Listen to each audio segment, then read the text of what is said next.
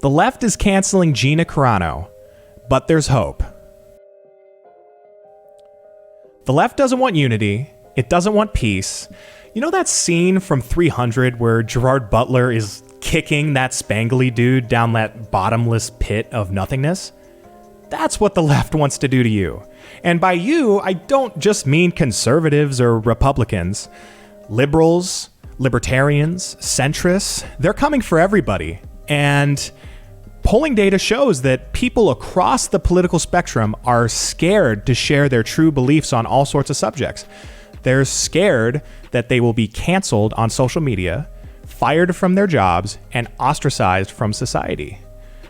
The left claims that this cancel culture does not exist, and yet they keep providing us with example after example. The most recent of which being Gina Carano. So Gina Carano is the former MMA fighter who became a movie star, and she's just been fantastic on Disney Plus's #1 show, The Mandalorian. I guess she won't be fantastic anymore now that they've canned her for being a conservative, but, you know, she's truly been great on that show, and she's been a badass female character without being a feminist stereotype. She's strong and brave, and yet she has this gentle femininity behind it all that they're not going to find another actress to replace that. So why is she getting fired? Well, according to the execs at Lucasfilm, which is the subsidiary under Disney that she was working for, her social media posts have been abhorrent and denigrating people based on their cultural and religious identities. So, we're going to run through about 4 tweets that people are claiming are abhorrent, and we're going to see if the people's claims about what she said actually line up with what she really said. So, the first of these, people are claiming that she's a science denier and an anti-masker. This is what she said. Open up your businesses and churches. Put whatever regulations you want to because that's your right, but open them up. You're telling me COVID-19 knows the difference between a protest or praise and worship? Nothing about that is denying the realities and the dangers of COVID-19. It is pointing out the hilarious hypocrisy and dichotomy between how churches were treated versus Black Lives Matter protests. Moreover, she also put out this really hilarious tweet where it's a picture of this guy wearing like 14 masks on his face. And I think the description reads something like, "Meanwhile in California." That's not saying that masks don't work. That's not telling people not to wear masks. That's simply saying that the mask mandates and how stringent they've been, it's been ridiculous. And the fact that now we're wearing 2 masks and soon we'll have to wear 3 or 4, it's just all become absurd. And, you know, and the way people are shaming others and saying, if you don't wear a mask, you're going to kill grandma, that's absurd. That doesn't mean she's an anti-masker because she never said any of that stuff. So moving forward, the second tweet she put out that people hate, people are claiming that she's transphobic. Let's see if that's true. They're mad because I won't put pronouns in my bio to show my support for trans lives. After months of harassing me in every way, I decided to put out 3 very controversial words in my bio. Beep, bop, boop. Now, the beep, bop, boop would be she's pretending those are her pronouns, which is kind of hilarious. I'm not against trans lives at all. They need to find less abusive representation. As a conservative Christian reporter, I can tell you, the LGBT lobby needs less abusive representation. She's completely right. And also, it seems like she is in support of trans lives. She's actually said that on multiple occasions. She is in support of transgender people. However, she's not in support of compelled speech, and that's what she was speaking out against there. Next, people have called her a conspiracy theorist who believes the election was stolen from Donald Trump because of this following tweet. Let's see if that's what it actually says.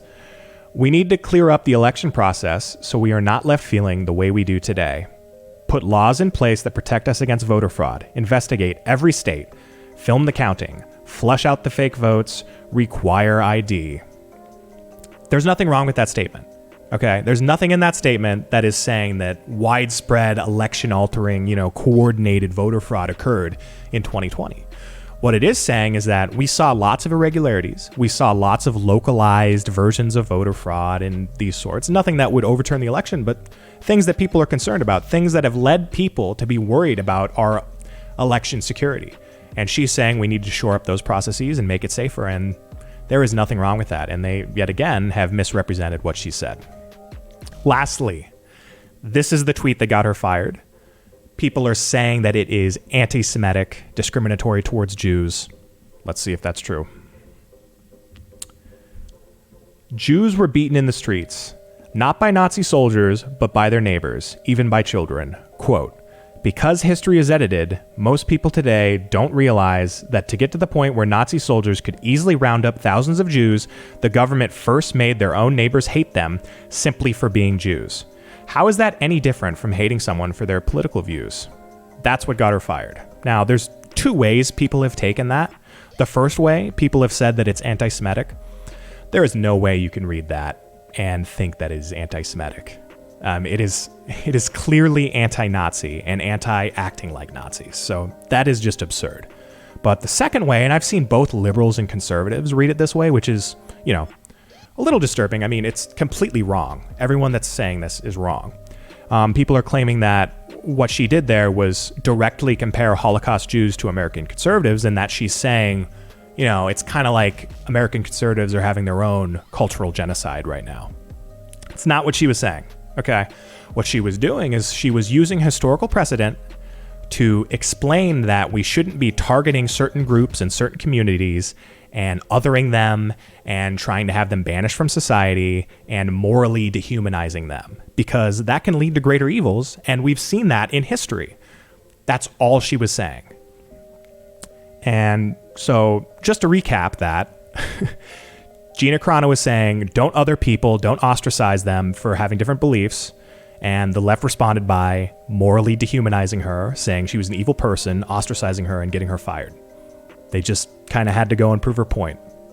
But it looks like there is some hope for Gina Carano, however, thanks to the Daily Wire's new initiative to start their own film company. Ben Shapiro announced today, very recently, that Gina Carano is going to produce and star in her very own Daily Wire film. So looks like the cancel culture isn't going to win in the long run, especially not when it comes to Hollywood, because finally we have some competition with those Hollywood liberals. We have a film company that's coming out that is going to be producing movies that are made by people who do not despise us for what we believe. So that's really exciting. Great for Gina. Thanks for joining us at the Western Journal.